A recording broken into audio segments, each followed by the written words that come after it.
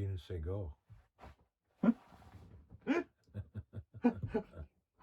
Go. Oh, okay.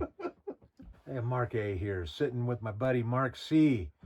We were talking about RV owners and RV deliveries and people that buy RVs, newbies. One of the most common things I get usually within 2 days of new people buying their RVs is, we had a great experience. We love RV. We pulled it over to our house and pulled it up in our yard, and we were in it, showing all the neighbors. We loved it.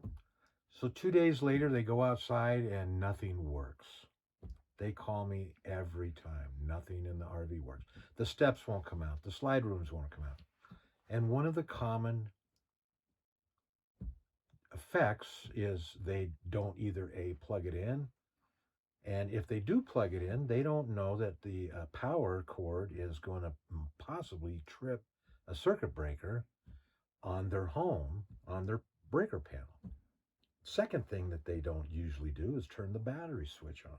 All batteries have a battery switch, 12 volt. They forgot about it. They don't know where it's at. It's a very common mistake. So they call me and I go through it with them on the phone.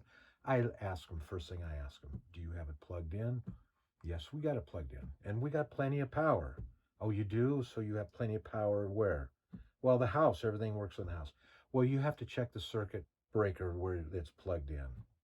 So that's one thing that they usually happens because they'll turn the AC on and the AC isn't strong enough to run off a 15 amp extension cord, even though we do give them an adapter.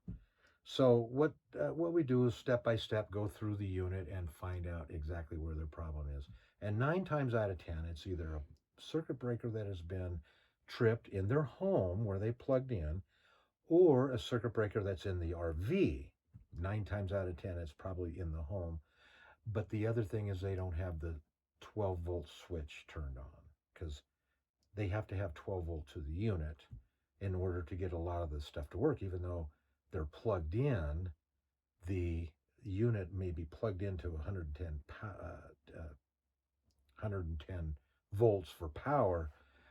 The refrigerator, it needs 12 volts to tell it what to do, either to go to gas or go to 110 power. It still needs 12 volts to tell you to do that. And most of the slide rooms work off 12 volt motors.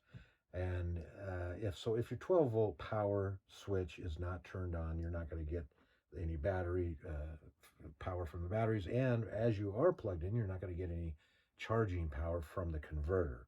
So that's just a lesson. When you get it plugged in and when you keep the batteries on, no matter if you're using it or not, while it's plugged in, you need the battery switch on.